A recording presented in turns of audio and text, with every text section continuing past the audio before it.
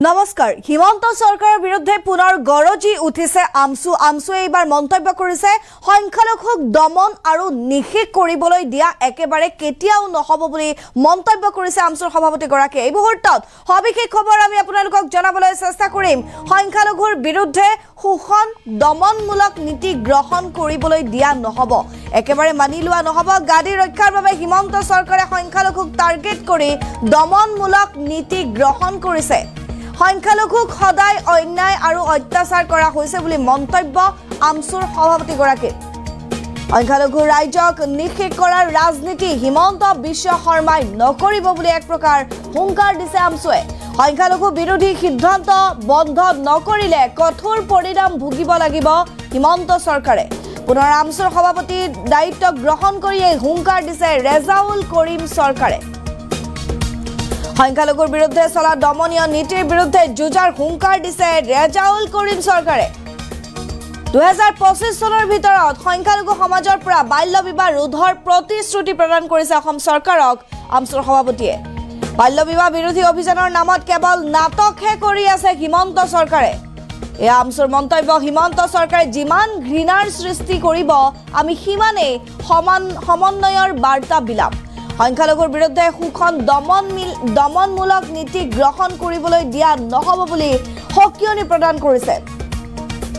সংখ্যালঘুক দমন আৰু শোষণ কৰিবলৈ দিয়া নহব হিমন্ত সৰকাৰক সংখ্যালঘুক সদায় অন্যায় আৰু অত্যাচাৰ কৰা হৈছে পুনৰ আমছুৰ সভাপতিৰ দায়িত্ব গ্ৰহণ কৰিয়েই হুংকাৰ দিছে ৰেজাউল কৰিম সৰকাৰে হিমন্ত সৰকাৰে আমাক যিমানেই ঘৃণাৰ দৃষ্টিৰে নাচাওক কিয় আমি সিমানেই সমন্বয়ৰ বাৰ্তা বিলাম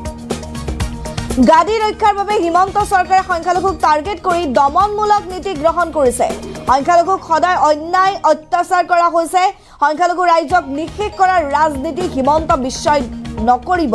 সংখ্যালঘু বিৰোধী সিদ্ধান্ত বন্ধ নকৰিলে কঠোৰ পৰিণাম ভুগিব লাগিব চৰকাৰে সংখ্যালঘুৰ বিৰুদ্ধে চলা দমনীয় নীতিৰ বিৰুদ্ধে যুঁজাৰ হুংকাৰ দিছে ৰেজাউল কৰিম চৰকাৰে যেহেতু ৰাজ্যত আৰম্ভ হৈছে পুনৰ বাল্য বিবাহ বিৰোধী অভিযান থানায় নিজৰ স্বামীক বিচাৰি পত্নীৰ ভিৰ আমি বিগত সময়ছোৱাত বাতৰি সম্প্ৰচাৰ কৰিছো 2022 চনৰ সমান্তৰালকৈ বৰ্তমান সময়ছোৱাটো কিন্তু দেখিবলৈ পোৱা গৈছে এই যি বাল্য বিবাহ বিৰোধী অভিযান চৰকাৰৰ তৰফৰ পৰা চলোৱা হৈছে প্ৰশাসন আৰক্ষী হস্তম হৈ আছে আৰু ৰেজাউল কৰিম সৰকাৰ আমছুৰ নৱনিৰ্বাচিত সভাপতি আমছুৰ সভাপতিৰ দায়িত্ব গ্ৰহণ কৰি পুনৰ সভাপতি হৈয়ে ৰেজাউল কৰিম সৰকাৰে এক প্ৰকাৰ হিমন্ত সৰকাৰক প্ৰতিশ্ৰুতি দিছে যে 2025 চনৰ ভিতৰত সংখ্যালঘু সমাজৰ পৰা বাল্য বিবাহ ৰোধ হ'ব বাল্য বিবাহ বিৰোধী অভিযানৰ নামত কেৱল নাটকহে কৰি আছে হিমন্ত সৰকাৰে মন্তব্য আছে আমছুৰ সভাপতি গৰাকীৰ কি কৈছিল শুনো আহক দায়িত্ব বহন কৰিছে যেহেতু মই দুটা টাৰ্মছ কাম কৰিছো আৰু ৰাইজে এটা আস্থা ৰাখিছে গতিকে এই আস্থাৰ আগত ৰাখি যাতে মই সংখ্যালঘু ৰাইজৰ যিখিনি আৰ্থ সামাজিক ৰাজনৈতিক আৰু শৈক্ষিক সমস্যা আছে এই সমস্যাখিনি যাতে সজৰে দাবী উত্থাপন কৰি চৰকাৰৰ পৰা এইখিনি অধিকাৰ কাঢ়ি আনি সংখ্যালঘু ৰাইজক ন্যায় আৰু ন্যায্যতা দিব পাৰোঁ তাৰ কাৰণে মই নিশ্চিতভাৱে কাম কৰি যাম আমছুৰ নতুন সমিতিয়ে কাম কৰি যাব আৰু অসমৰ আপোনালোকে জানে যে অসমৰ নিপীড়িত সংখ্যালঘু ৰাইজৰ ডি ভোটাৰৰ সমস্যা ডি ভোটাৰত আজি মানুহক ডিটেনশ্যন কেম্পত যধে মধে প্ৰেৰণ কৰা আৰম্ভ কৰিছে আজি সংখ্যালঘু ৰাইজৰ উচ্ছেদৰ পৰা আৰম্ভ কৰি আজি গৰাখহনীয়া আজি বহু সমস্যা আছে আজি শৈক্ষিক সমস্যা আছে আজি বাল্য বিবাহৰ সমস্যা আছে আজি আমাৰ ড্ৰাগছে আমাৰ সমাজখন কঙা কৰিছে গতিকে এই সকলোৰ ওপৰত আমি কাম কৰিম আৰু কাম কৰি আমি আমাৰ সমাজখন কেনেকৈ এখন ভালকৈ সকলো জাতি জনগোষ্ঠীলৈ খোজ মিলাই আগুৱাই লৈ যাব পৰা যায় তাৰ কাৰণে আমি নিশ্চিতভাৱে আৰু অধিক শক্তিশালীভাৱে কাম কৰিম আৰু চৰকাৰৰ যি শোষণমূলক নীতি সংখ্যালঘুক দমনমূলক নীতি আচৰণ আৰম্ভ কৰিছে আৰু হিমন্ত বিশ্ব শৰ্মা ডাঙৰীয়াই যি টাৰ্গেট কৰি তেওঁৰ গাদী ৰক্ষাৰ কাৰণে সংখ্যালঘু ৰাইজক অন্যায় অত্যাচাৰ কৰি আছে ইয়াক প্ৰতিহত কৰিবৰ কাৰণে গণতান্ত্ৰিকভাৱে লাখ লাখ সংখ্যালঘু ৰাইজক ৰাজপথত লৈ হ'লেও বা আইনগতভাৱে যুঁজি হ'লেও আমি আমাৰ অধিকাৰখিনি আমি ল'ম আৰু হিমন্ত বিশ্ব শৰ্মা ডাঙৰীয়াক স্পষ্টভাৱে সকীয়াইছোঁ যে মানুহৰ উন্নয়নৰ ৰাজনীতি কৰক শিক্ষাৰ ৰাজনীতি কৰক মানে মানুহক আগুৱাই লৈ ৰাজনীতি সমন্বয়ৰ ৰাজনীতি কৰক ঘৃণাৰ ৰাজনীতি নকৰিব আৰু সংখ্যালঘু ৰাইজক নিক্ষেপ কৰাৰ ষড়যন্ত্ৰ কৰি সংখ্যালঘুক নিক্ষেপ কৰাৰ যি মানে ৰাজনীতি আপুনি আৰম্ভ কৰিছে এইটো বন্ধ নকৰিলে ইয়াৰ পৰিণাম হিমন্ত বিশ্ব শৰ্মা ডাঙৰীয়াই ভুগিব লাগিব স্পষ্ট এতিয়া মই আমছুৰ সভাপতিৰ দায়িত্ব অৰ্পণ কৰিছে মোক মই আমছুৰ সভাপতি হিচাপে আছোঁ আৰু মোৰ মূল লক্ষ্য হৈছে সংখ্যালঘু জাতিটোক মই কেনেকৈ আগুৱাই লৈ যাব পাৰোঁ সংখ্যালঘু জাতিটোক কেনেকৈ উত্তৰণ আগত লৈ যাব পাৰোঁ সংখ্যালঘু জাতিটোক বিভিন্ন সমস্যাৰ পৰা মুক্ত কৰিব পাৰোঁ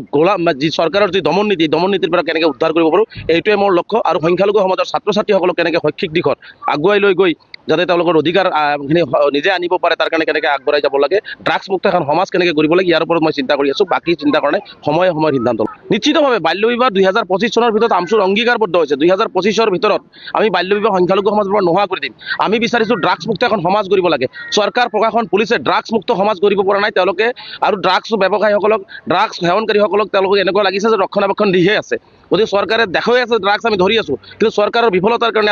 আজি গায়েব হৈ আজি যুৱ প্ৰজন্ম ধ্বংসৰ পথত গতি কৰিছে। গতিকে মুখ্যমন্ত্ৰী ডাঙৰীয়াক কৈছোঁ, কথাৰে নহয় কামেৰে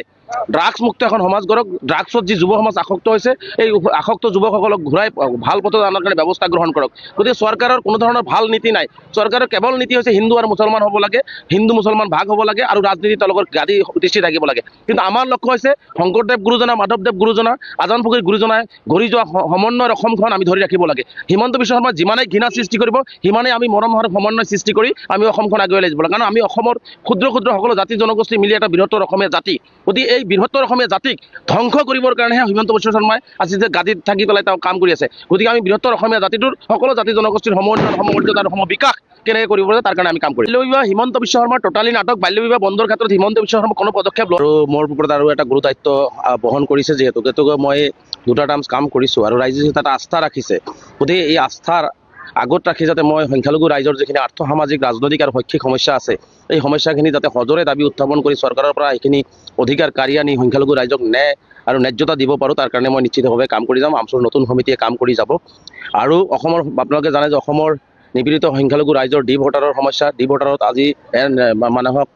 ডিটেনশ্যন কেম্পত যধে মধে প্ৰেৰণ কৰা আৰম্ভ কৰিছে। আজি সংখ্যালঘু ৰাইজৰ উচ্ছেদৰ পৰা আৰম্ভ কৰি আজি গৰাখহনীয়া, আজি বহু সমস্যা আছে। আজি শৈক্ষিক সমস্যা আছে, আজি বাল্য বিবাহৰ সমস্যা আছে, আজি আমাৰ ড্ৰাগছে আমাৰ সমাজখন কঙা কৰিছে। গতিকে এই সকলোৰে ওপৰত আমি কাম কৰিম আৰু কাম কৰি আমি আমাৰ সমাজখন কেনেকৈ এখন ভালকৈ সকলো জাতি জনগোষ্ঠীলৈ খোজ মিলাই আগুৱাই লৈ যাব পৰা যায়, তাৰ কাৰণে আমি নিশ্চিতভাৱে আৰু অধিক শক্তিশালীভাৱে কাম কৰিম। আৰু চৰকাৰৰ যি শোষণমূলক নীতি, সংখ্যালঘুক দমনমূলক নীতি আচৰণ আৰম্ভ কৰিছে আৰু হিমন্ত বিশ্ব শৰ্মা ডাঙৰীয়াই যি টাৰ্গেট কৰি তেওঁৰ গাদী ৰক্ষাৰ কাৰণে সংখ্যালঘু ৰাইজক অন্যায় আৰু অত্যাচাৰ কৰি আছে, ইয়াক প্ৰতিহত কৰিবৰ কাৰণে গণতান্ত্ৰিকভাৱে লাখ লাখ সংখ্যালঘু ৰাইজক ৰাজপথত লৈ হ'লেও বা আইনগতভাৱে যুঁজি হ'লেও আমি আমাৰ অধিকাৰখিনি আমি ল'ম। আৰু হিমন্ত বিশ্ব শৰ্মা ডাঙৰীয়াক স্পষ্টভাৱে সকীয়াইছোঁ যে মানুহৰ উন্নয়নৰ ৰাজনীতি কৰক, শিক্ষাৰ ৰাজনীতি কৰক, মানে মানুহক আগুৱাই লৈ ৰাজনীতি, সমন্বয়ৰ ৰাজনীতি কৰক, ঘৃণাৰ ৰাজনীতি নকৰিব। আৰু সংখ্যালঘু ৰাইজক নিক্ষেপ কৰাৰ ষড়যন্ত্ৰ কৰি সংখ্যালঘুসকলক নিক্ষেপ কৰাৰ যি মানে ৰাজনীতি আপুনি আৰম্ভ কৰিছে, এইটো বন্ধ নকৰিলে ইয়াৰ পৰিণাম হিমন্ত বিশ্ব শৰ্মা ডাঙৰীয়াই ভুগিব লাগিব স্পষ্ট। এতিয়া মই আমচুৰ সভাপতিৰ দায়িত্ব অৰ্পণ কৰিছে মোক। মই আমচুৰ সভাপতি হিচাপে আছোঁ আৰু মোৰ মূল লক্ষ্য হৈছে সংখ্যালঘু জাতিটোক মই কেনেকৈ আগুৱাই লৈ যাব পাৰোঁ, সংখ্যালঘু জাতিটোক কেনেকৈ উত্তৰণ আগত লৈ যাব পাৰোঁ, সংখ্যালঘু জাতিটোক বিভিন্ন সমস্যাৰ পৰা মুক্ত কৰিব পাৰোঁ, যি চৰকাৰৰ যি দমন নীতিৰ পৰা কেনেকৈ উদ্ধাৰ কৰিব পাৰোঁ, এইটোৱে মোৰ লক্ষ্য। আৰু সংখ্যালঘু সমাজৰ ছাত্ৰ ছাত্ৰীসকলক কেনেকৈ শৈক্ষিক দিশত আগুৱাই লৈ গৈ যাতে তেওঁলোকৰ অধিকাৰখিনি নিজে আনিব পাৰে তাৰ কাৰণে কেনেকৈ আগবঢ়াই যাব লাগে, ড্ৰাগছ মুক্ত এখন সমাজ কেনেকৈ কৰিব লাগে ইয়াৰ ওপৰত মই চিন্তা কৰি আছোঁ। বাকী চিন্তা কাৰণে সময়ে সিদ্ধান্ত ল'ম। নিশ্চিতভাৱে বাল্য বিবাহ 2025 চনৰ ভিতৰত আমচুৰ অংগীকাৰবদ্ধ হৈছে। 2025ৰ ভিতৰত আমি বাল্য বিবাহ সংখ্যালঘু সমাজৰ পৰা নোহোৱা কৰি দিম। আমি বিচাৰিছোঁ ড্ৰাগছ মুক্ত এখন সমাজ কৰিব লাগে। চৰকাৰ, প্ৰশাসন, পুলিচে ড্ৰাগছ মুক্ত সমাজ কৰিব